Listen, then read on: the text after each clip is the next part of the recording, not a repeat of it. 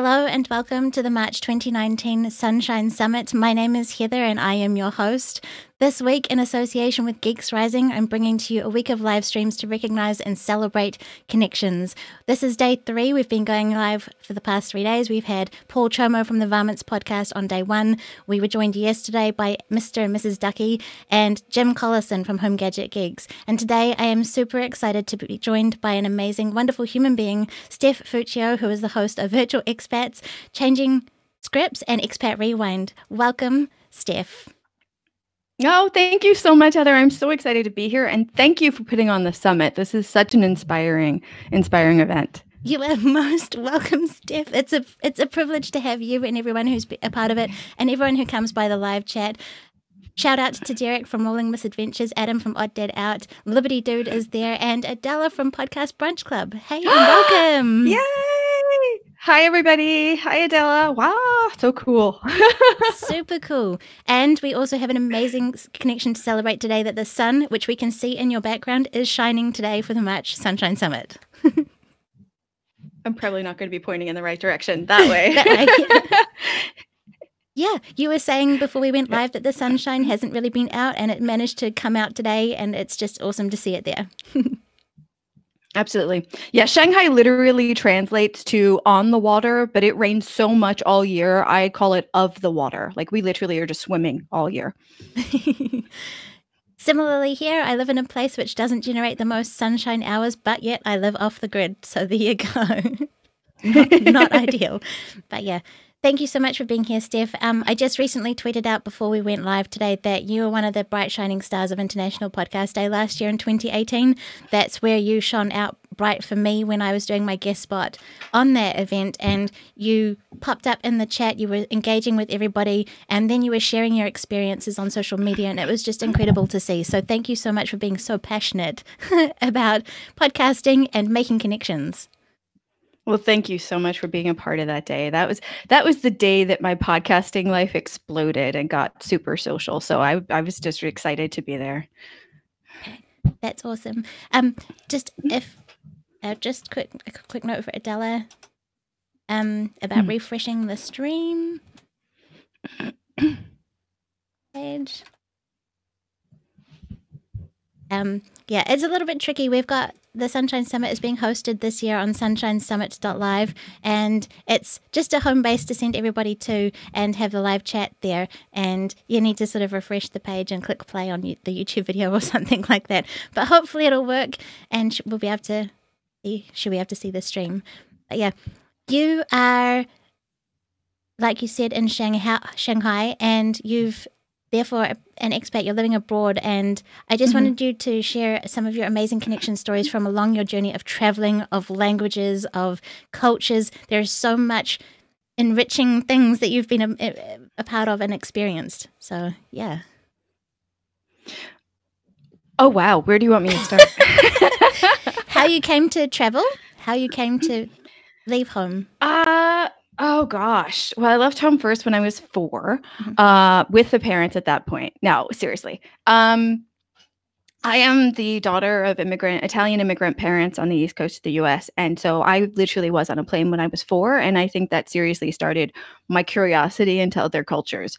And fast forward a gazillion years. And after university, I wanted to work overseas for a company. They said you could work for us much later in your career trajectory. And I said, no, that's not going to work. So I ended up going and working slightly casually, shall we say, overseas in different ways, got sick of doing all the visa runs. So I started teaching English. So I did that for about a decade, and then kept coming back for different stints in grad school.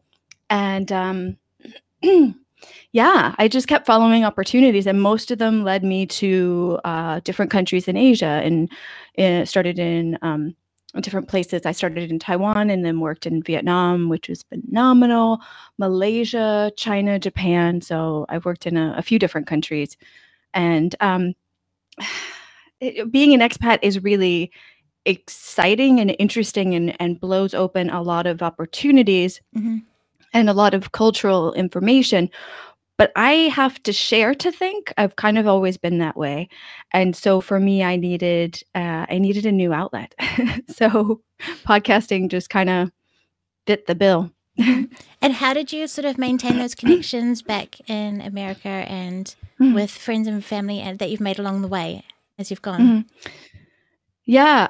Well, following the trajectory of what technology was available at the time. I mean, when Skype became available, it was like an instant party for the expats. We're like, wait, we don't have to buy phone cards down at the store that may or may not be open with a person that may or may not want to sell it to us. We may or may not have the right amount of cash that day. You know, it was a nightmare to buy phone cards and to have them work and all this kind of stuff. So Skype definitely helped a lot. Social media, when it came on board with, gosh, what was first? Facebook and Twitter and Instagram and all of that. It just made it so much easier to keep in touch, at least virtually. Yeah, I love that. And that's what is exciting about particularly things like this and podcasting and International Podcast Day and all those things. And even Podcast Brunch Club has a virtual chapter, but the fact that there's a home base on Facebook where the PBC chapters all come together and listeners in that, and then the branches can get established all around the world. So we have one here in Wellington, New Zealand, which I'm the chapter host of, and I'm so excited to be able to talk to Adela later in the Sunshine Summit about that. Yeah. I'm so excited that she's here right now. I mean, I love that everybody's here, but honestly, Podcast Brunch Club, and shout out to Shannon Martin, who runs the one in Shanghai. That was one of the 3 or 4 things that made me realize it was time not just to listen to podcasts, but to get out there and actually make some myself. So thank you, Adela, for creating this creature. Yay. Creature might be the wrong word, but yeah, for creating Podcast Brunch Club.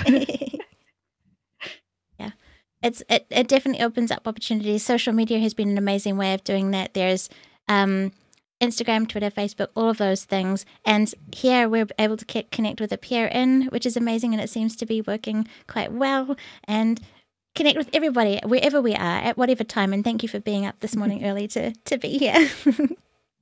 It's fine. The sun's up, so I might as well be. And it's a pleasure to be here. That's awesome. And with traveling and all of those things you were saying about visas and that is quite a process that you have to go through, connecting with a lot of information and where to find that information and what documents you need to provide, and a whole long process. Yeah. Then you don't, yeah. It is, but honestly, after the first few years of doing visa runs, I then made a conscious choice to go with companies that would do all that for me. So basically now I work with companies where they do all of the hard work. I just show up, give them my passport and sign stuff, and Cool. I'm good. Yeah, that makes it a lot easier. Oh, it's a huge difference. Yeah. Do you have, through the passports that you've gone through, have you got lots of stamps on them? Lots of it's funny because I've always been someone who stayed in a place more than traveled around a lot, but even so, I did intentionally move countries once a year with 1-year contracts. So yeah, I learned about in the American passport you can get extra pages, so I went and got that once. And when I got my new passport, I made sure they gave me the thick one to begin with, because I was like, look, I'm just going to need it. There are going to be stamps in here. That's awesome. I have one and I managed to get a few stamps in it, but it's been a little while since I've traveled. And like you, I was traveling with my family when I was quite small. I've moved around a lot as well. And so I know about sort of, I don't almost feel like it's being uprooted either, because I'm quite flexible in that way. I think when you've had it from a young age, perhaps it's not as hard. Yeah. You can be a bit more flexible in that respect, and changing scenery and getting used to new things, and changing schools was something for me as well. And there's a whole lot you go through, meeting people, working out where you kind of fit, I guess, with them, and relating, and making the most of where you are at that moment. I think that's really important for helping someone who is on a journey of travel or being an expat or change, because that's what it is. Yeah. Absolutely. And part of having my companies do all of the hard work, all of the paperwork, gives me the ability to do things like podcasting, because I get to leave work and go have fun online instead of thinking about all that. That's awesome. Adela has a question. Stephanie, do you keep in touch with all the friends that you made in the different countries that you lived in? Great question. Oh, it is a good question. I wish I was that organized. The problem is I'm not that organized. I try to, and every year I put on my yearly to-do list to figure out how to do that. Hi, Paul. I figure out how to do that. And honestly, people are so fractured on different social medias. And I was off Facebook for a decade until last month. So that was kind of hard because there are some people who are only on Facebook, some people who mostly use Twitter, some people who only do this. And then I try to email people when something happens and I think about them, but they don't check their email that often. So I try.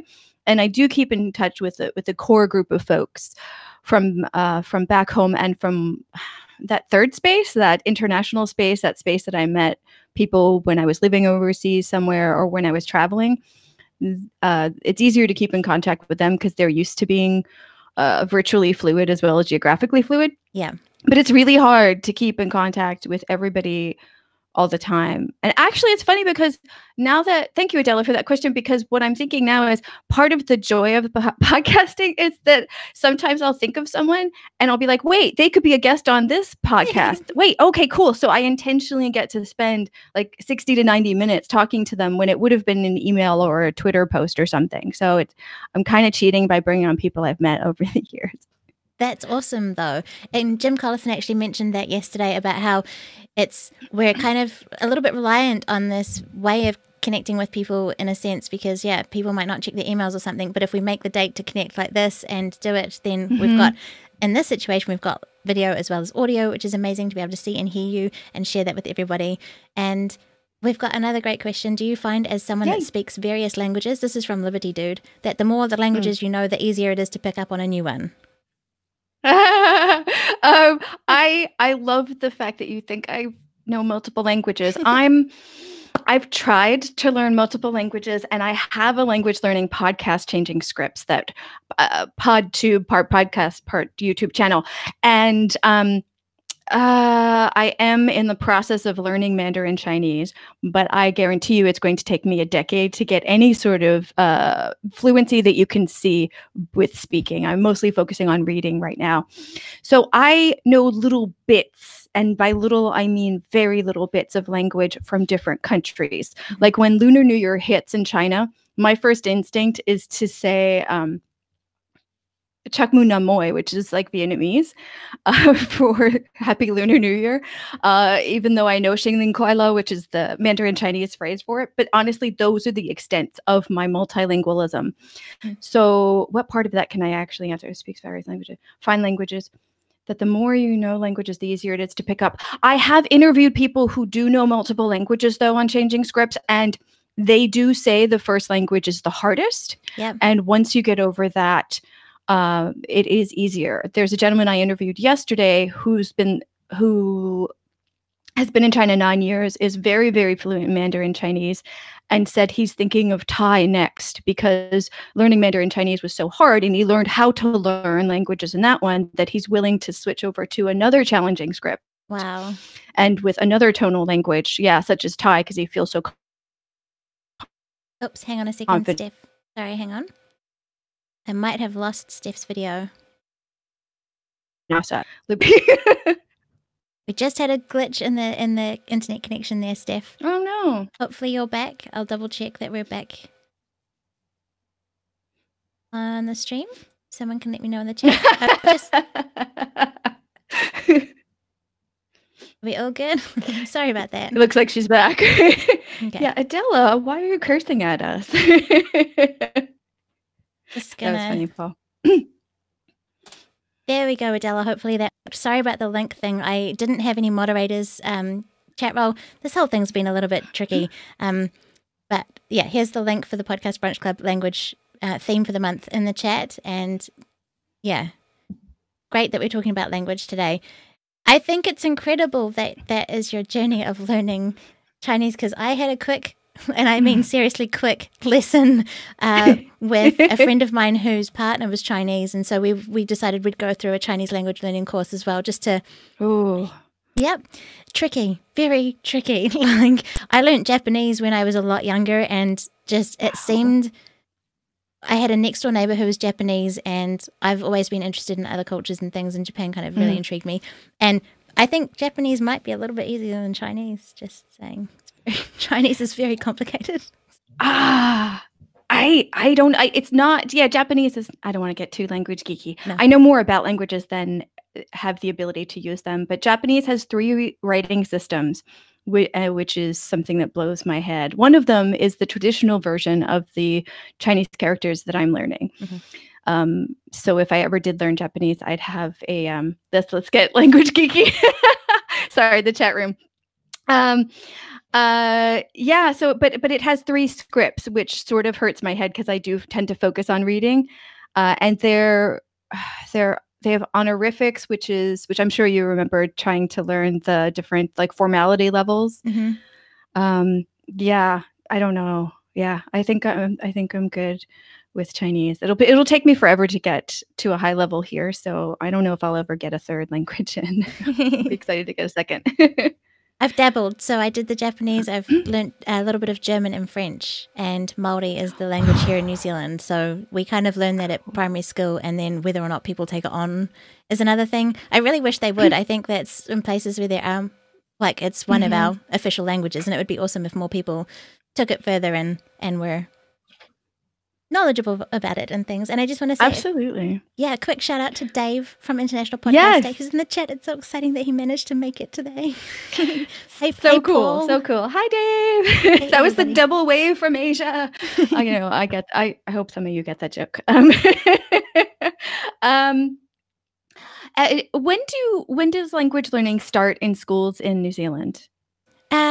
We have, like, they bring it into early childhood, but it's not formal. So unless it's a kohanga, which is where the Māori children go, it's not really bilingual as such, but they try and bring elements of it into the curriculum from early childhood onwards. Yeah. I gotcha.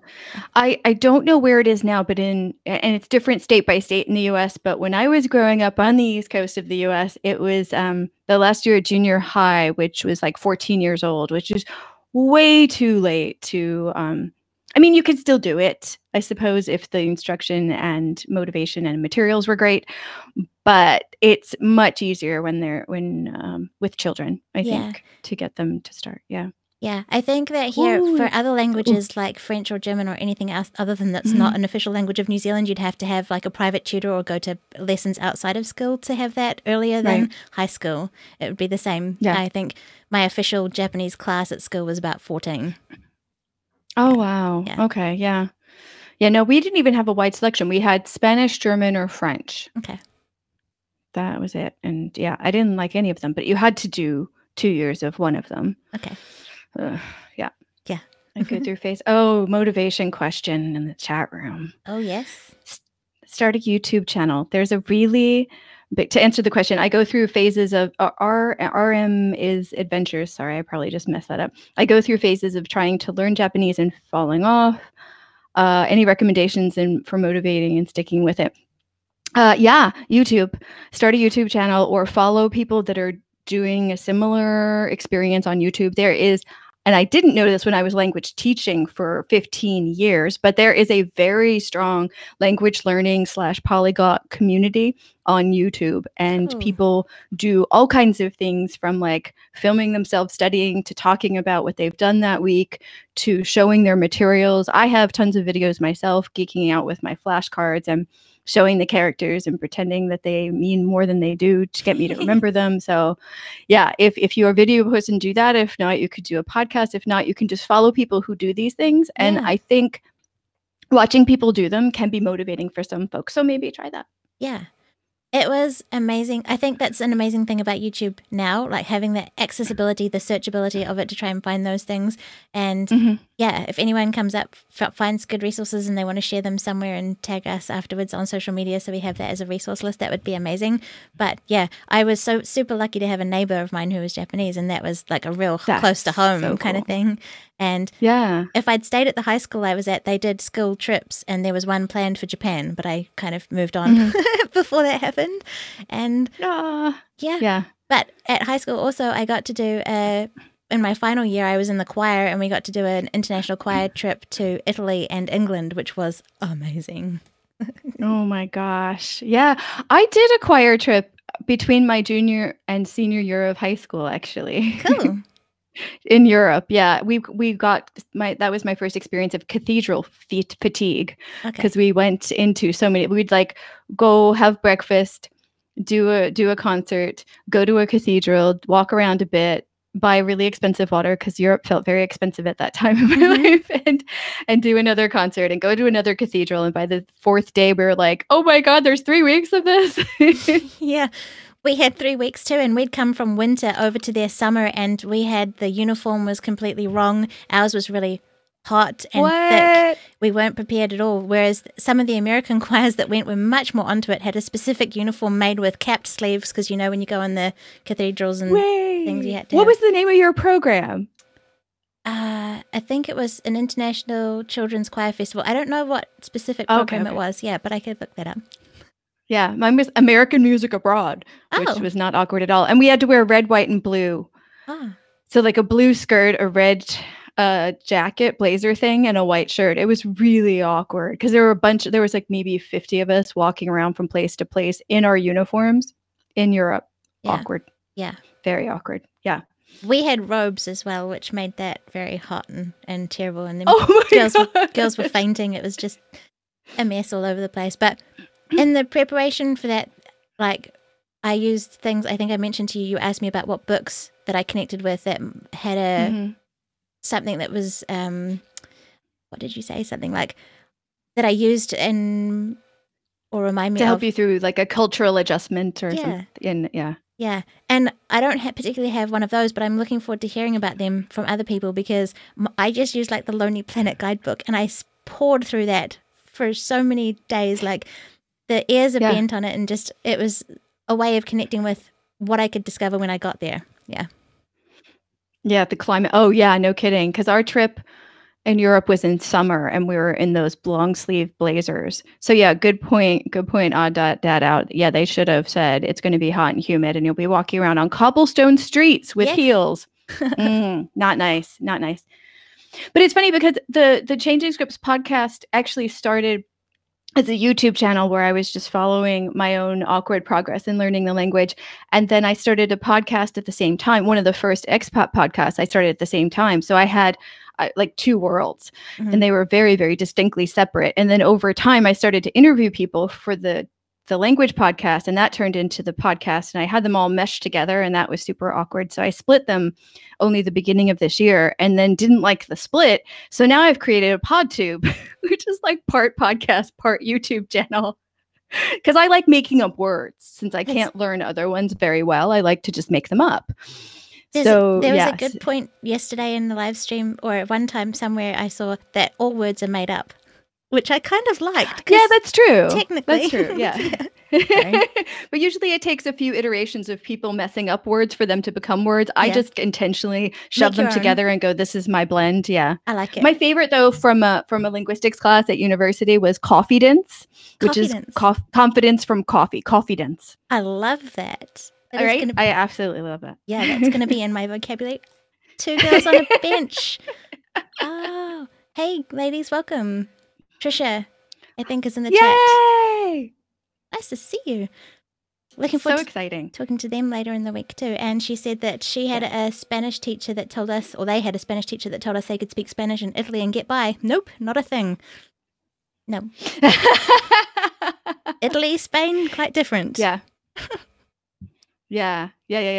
They are very different. Although I've heard there's a huge transfer sound-wise and vocab-wise when you go from one to the other. But again, that's all hearsay. I don't speak either language very well. Yeah. Bonjour. Yes, it's Trisha. Hi, Trisha. Yay. So how have you found, like, going through the creative and journey and connecting with resources to help you along podcasting and helping implement these amazing ideas that you have? Oh, gosh. I created content, much to the chagrin of the listeners, I'm sure. I created content without any forethought for a good 9 or 10 months. Just like press record, publish, press record, publish, press record, publish for both the videos on YouTube and the podcast that turned into podcasts. And I just was like, look, I have too much to say. There's too much going on. There's too many ideas in my head. Notebooks don't fit everything that's happening right now. Yeah. So I just produced without that. And then I started to do a little bit of polishing, and then coincidentally found International Podcast Day and found a bunch of resources and a bunch of people that were also doing things that sounded better to me, because I had been a huge podcast listener for years before I even ventured into thinking about being a podcaster. And so I was like, well, I like listening to these versus these, so I'm not getting caught up in the technicality of it, but I do want to polish it a little bit. And and I started to spend more time polishing than producing. And I'm hoping, I'm sort of doing some polishing now on past stuff that was just, oh my God, I can't believe people were listening, really bad, sound-wise and otherwise, unplanning wise. Pressing record and going isn't always the best way to go. So I'm hoping to finish up the cleanup by June, and then start just producing a lot more from then, because I haven't been content creating as much, and the urge to create is strong. Yeah. So yeah. What I love though is that you do little videos on Instagram and places, like sharing what you're doing, and when you're going for a walk through somewhere, and it's awesome being able to see you and where you are and what you're doing, and your passion comes out in what you're doing, even if it's not polished around the edges. Just the way that you communicate your passion for the things that you're talking about is amazing. It radiates out of you and everything that you do. So yeah, well, thank you. I appreciate that. It's fun to do. I mean, before content I consume motivates me and starts the engines going. So before I was able to live overseas, I was reading. At that time, it was before, in the late 90s. So I was reading tons about other countries and traveling and things like that.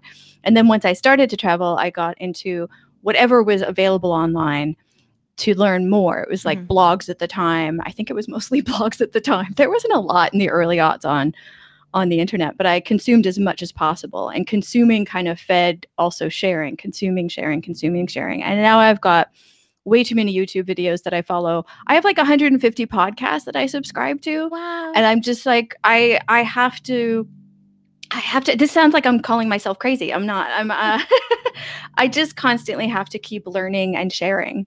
That's awesome. It's just part of who I am. That is awesome. Paul Csomo said, is there an age where learning a language becomes really difficult because he thinks that he is at that age? I think, here's the thing. Here, I'm going to get on my soapbox for a second, if I may. Yes. From being a language teacher for about 15 years and trying to learn languages my entire life, we're very comfortable as a society to agree that different people have different physical abilities. And someone who's like a very famous sports player or an Olympiad clearly has genes that help them in that area. Still hard work, but it helps them. But for some reason, we're super uncomfortable thinking that people have different cognitive abilities.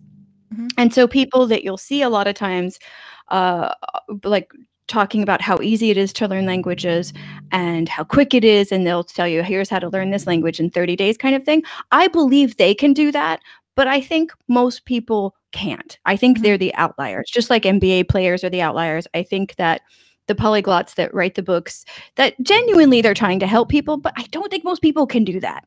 But I do think people can learn languages. And I'm really hoping in another year I can be proof that that's true, because I'm 47, 48 now. I forget at this point in the morning, but I'm almost 50. And I feel like I'm really close to finally getting to a second language. So, Paul, to answer your question, I think everybody can, but I think it's a matter of finding what works for you and just not stopping. Yeah. I imagine that how passionate and connected you are to learning would help, because obviously then you'd be more motivated to engage with it and find it and make it a part of your day and relate it to things. Yeah. Yeah, absolutely. Yeah. And knowing why you're doing it. Yeah. That's important in podcasting and in language learning as well. Right? Yeah. Exactly. Liberty Dude asked, finding yourself in an environment due to work, do you find yourself being a perpetual tourist on your free time, or do you find yourself trying to avoid the tourist pastime? I'm the odd expat that actually looks for work that fits where I want to live. Cool. So I lived in China 8 years ago and intentionally came back to Shanghai this time. So so I'm here because I want to be here, and the job is just a beautiful way of being here long term. Perpetual toy. I do some touristy things, but Shanghai's this mega city of what, 20, 25 million people. Yeah. And there's a strong local community, there's a strong expat community, and there's this beautiful overlap that I haven't seen in a lot of places where there's a lot of groups, especially bookish groups, that meet, and it's a mix of the two. So we'll Cool. have folks, and it's all in English, which is awesome for me right now while I Yeah. try to get sentences in my head in Mandarin. So there's a like meetups.com is this like kind of popular in the US, but it is explosive here. Literally any activity you could think of exists there. So I just went there at the beginning just to test it out and ended up in a trillion groups and then ended up being too busy. There's also a lot of lectures because there's a lot of universities and different kind of think tanky kind of groups here. So there's always something kind of brain scratchy going on too. There's also performances, there's comedy clubs, there's movie there's all the regular stuff too, but then there is the touristy stuff. But I do tend to lean towards the groups of people that meet monthly because I'm seeking a little more grounding than I used to in my earlier days. But I still do some touristy stuff. Like I went to one of the famous gardens, Yuan Gardens, which actually is Garden. I don't know why they do that. It's like shrimp scampi. But but I went to that because they had a lantern festival last Cool. month, and that's the first time I went to that. And that's a very touristy thing to do. Okay. Yeah. I don't know if I answered the question. I think there's a little bit of a balance. Like when you go somewhere, it's good to get to know and explore it rather than just be there and do work and not really be involved in a part of the thing. And sometimes those things happen to be the more popular tourist type attractions that everybody goes to see. But yeah, I think that's cool. And I love seeing it when you do share things on social media. It's like having an insight into it and not being able to be there, but getting to see it through you. Awesome. Yay. Adela asked, how long have you lived in Shanghai this time? Because you were there before, you just mentioned 8 years ago. I was. This time we just hit our 2-year mark. Cool. And you're set to stay there for a while? That's always a giant question mark. Yeah, I'm at least here until January of next year, and then possibly beyond that. It really depends on what happens. Yeah, I love that. I love the flexibility that you have around that too. That's awesome. Oh, yeah, I don't know. I do some days, I don't some days. That is an interesting point because there was a member of our podcast Brunch Club that came to one meetup, and she used to live a laptop lifestyle. She used to travel around and live off her laptop and work from wherever. And she said she enjoyed it to the point until she saw other people settling down around her. And then she sort of felt that nostalgia for home and having a base and not moving as often and not living out of a suitcase like she was doing. Yeah, see, that's the thing. I've never really been someone to live out of a laptop. I've never gotten a completely remote life down. Okay. I tend to live in a place, and like I've been here 2 years, and I like the majority of my life is daily life boring stuff that I could do in any country, but I just so happen to do here. Yep. But yeah, and honestly, I'm the kind of expat who didn't really feel grounded back home, so I don't have as much of a nostalgia thing to go back and stay there. Yeah.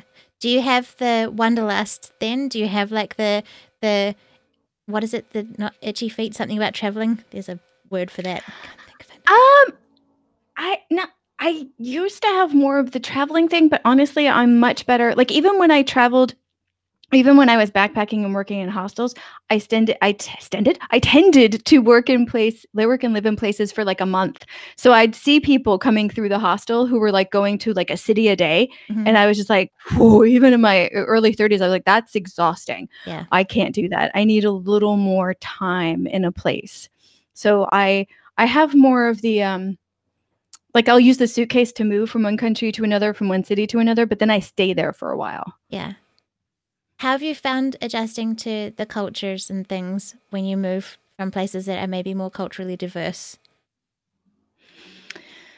Uh, difficult. Yeah, yeah, That is the entire reason Expat Rewind podcast and PodTube actually exists is depending on the culture, depending on the language, depending on a lot of things, the culture shock still comes. Except this, by now, I know it's coming, and I yeah, kind of know what things to bring in from my before life to make it better so that I can get through it. But it still hits. yeah. It still hits. Even now, like when we lived in China a year and a half, 8 years ago, I've been here 2 years now. Last week was an awful week where I would just like a word was setting me off and I wanted to like just start crying during work time in front of people. And I'm like, oh, okay, I must be having that kind of moment where the culture's just kind of rubbing me the wrong way this week and I need to go do something alone, probably with a book. Yeah. So yeah, it comes and goes. And then you have But those strategies that you use to be able to, like, if it is taking yourself away or using a book or something to sort of reconnect with something that helps bring you out of that again. yeah, Yeah. absolutely. Do you find that you get reverse culture shock when you go back to America then? Because, like, you just recently went back?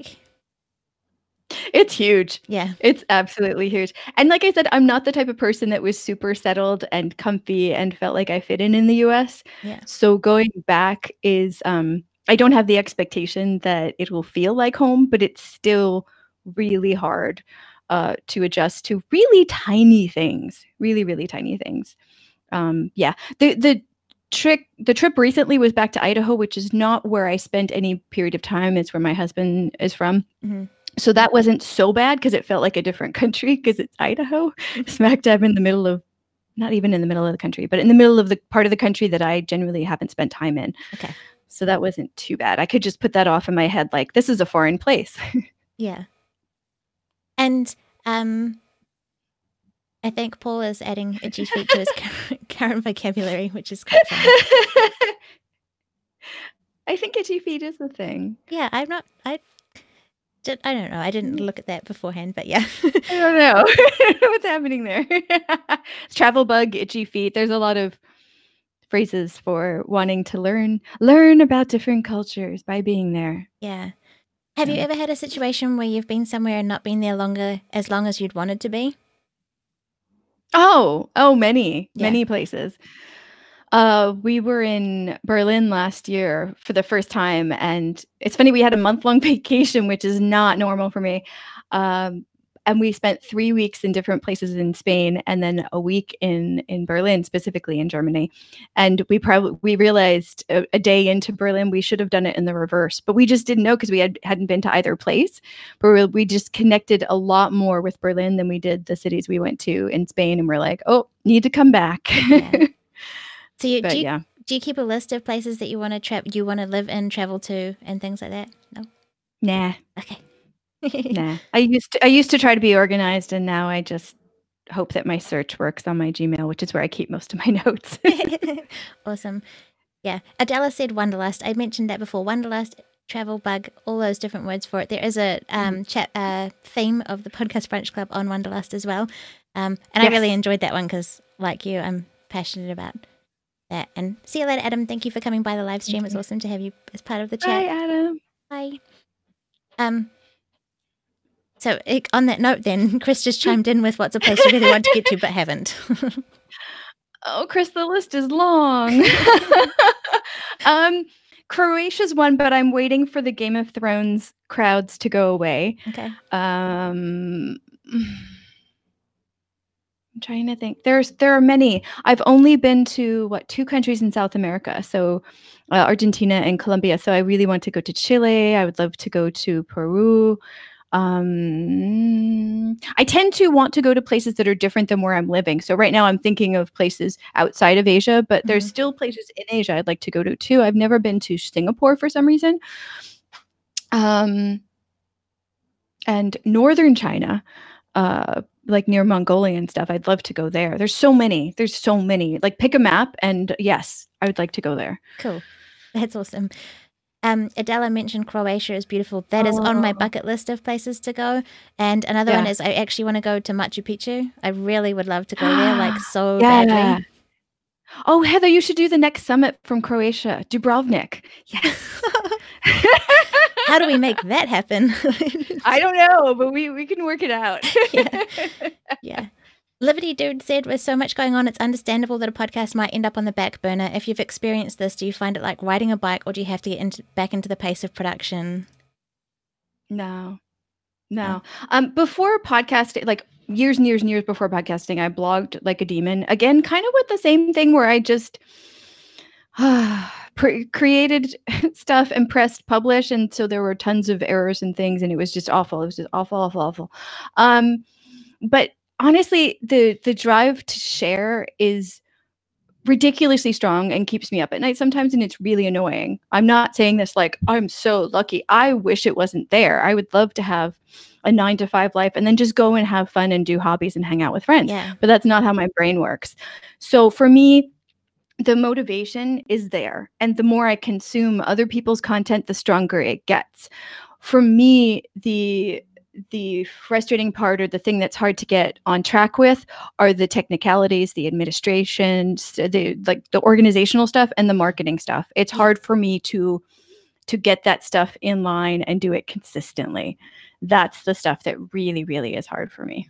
That's a good question. It is. I can understand that.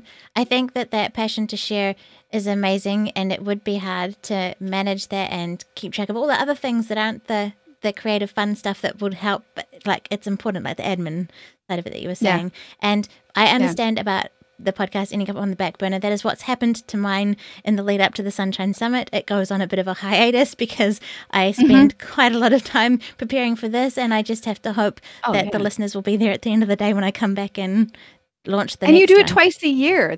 That's amazing. That in and of itself, just doing the summit twice a year would be enough work for me. I think I want to get to the point where I've got them in the bag so that they will come out as they should in schedule. But sometimes we do these things on a week-by-week basis, and I don't really recommend that in a way. Like, it depends on what time you have and what you need in terms of how you work. Like you're saying, what works for you. But if you can have a few banked up, that kind of helps, and you can put them out and keep them going and scheduled. And then I keep talking about this. I'm going to forget it now. Elizabeth Gilbert, who wrote Eat, Pray, Love, but don't let that taint what I'm about to say. Okay. Because a lot of people don't like the book and don't like the movie, and that's fine. But Elizabeth Gilbert is an absolute genius when it comes to talking about the creative life, the creative process, the creative fire. And her book, which I'm not going to remember the name of right now, which is really awful, in chapter 5, which I have memorized, it's in chapter 5, there is a part where she talks about not thinking of your projects as babies, because then you won't edit them and mold them and change them in ways that would be productive for you, and for your audience. Yeah. And then she also talked about, and this was really, really empowering for me, she also talked about creativity coming in seasons. And a lot of people, like for writing, which is her main thing, she talked about people saying, just sit down and write every day, just force it. And she's like, no, she was saying, I know that I write like a demon for this amount of time, and then I need this amount of time to rest. And she's like, so I just allow myself to go through that natural process. And like hearing that was beautiful, because I just, like I said, my brain just goes and I have to just do stuff. Yeah. And then when I get exhausted, it's like, okay, look, remember what Elizabeth said. Just let it come out and then deal with it afterwards. Just capture it and then do whatever you need to do, and it will come in seasons. And if there's ever any part where I'm like, I don't want to make a video, I don't want to make a podcast today, this week, that's fine. Yeah. Just I tell people and I'm done. Is that in Big Magic? That's just part of the process. Is that thank you. Because I was looking at that, and I ended up on her Facebook page, which is a rabbit hole in and of itself. So yeah, it's a Big Magic. Chapter 5 is just life-changing about the creative process and allowing yourself to be a human being while you let the creative juice go through you. Yeah, I love that. I have that book, and that's what made me, I was like, this sounds very familiar. I think I know this one. But yeah. I realize you've been seeing the butt of my monkey this whole time. That's actually the front of him. Sorry. Hello, monkey. That's awesome. Adela said that Elizabeth Gilbert's TED Talk is amazing. I might Yeah, I'm not sure that I've seen it, Yeah. but I might go check that out. It is amazing. Yeah.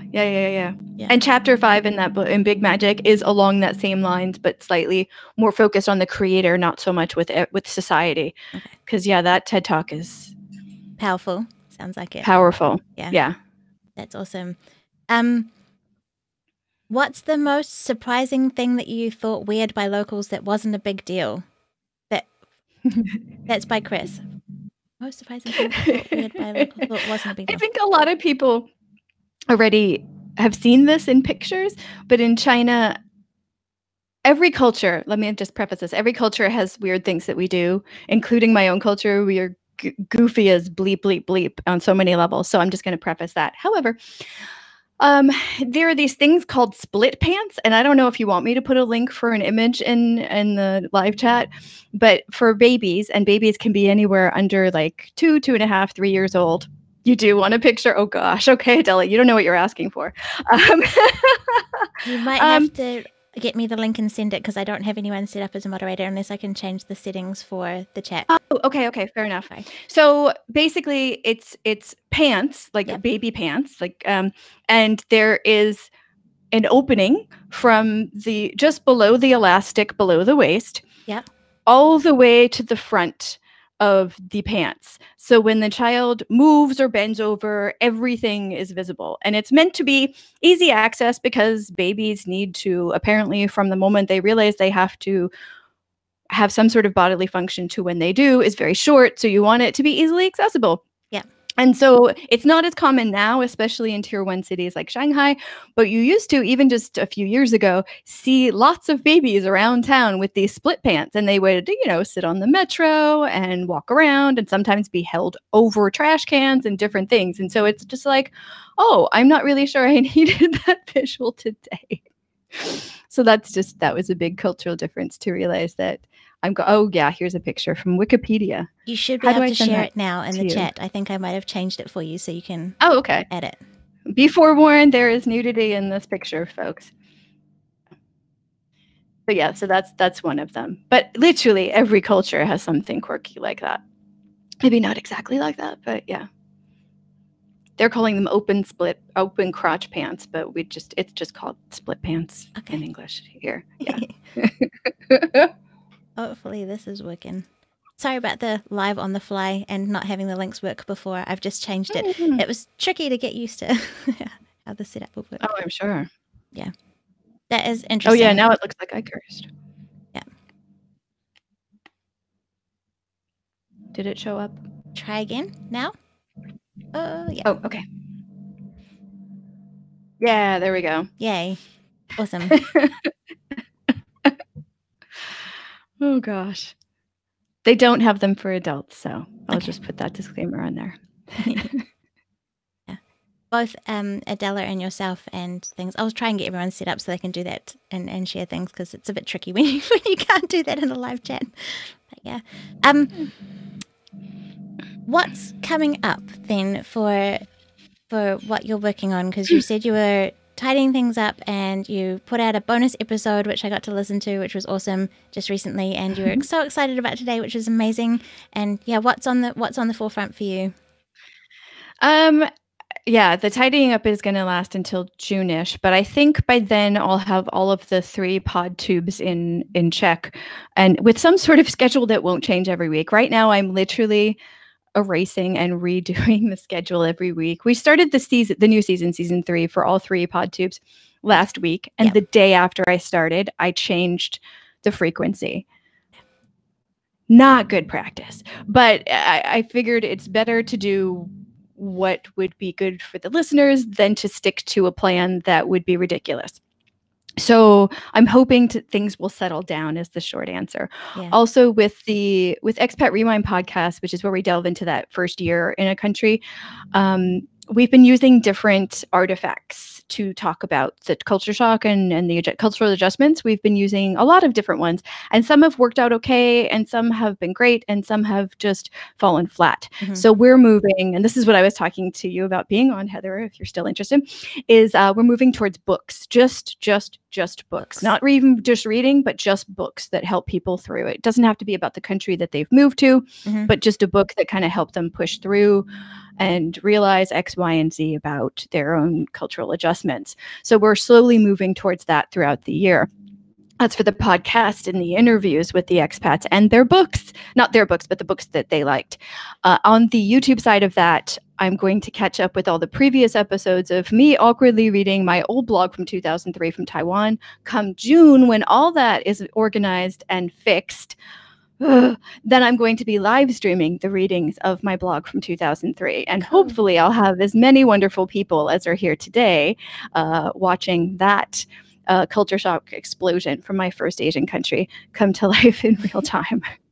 That would be awesome. I really love the fact that the live stream thing offers the engagement with you while you're doing it. I think it would be an amazing way to share that experience with everyone. Totally recommend that we all come along and do that. And where they will be able to find all of that wonderful information is...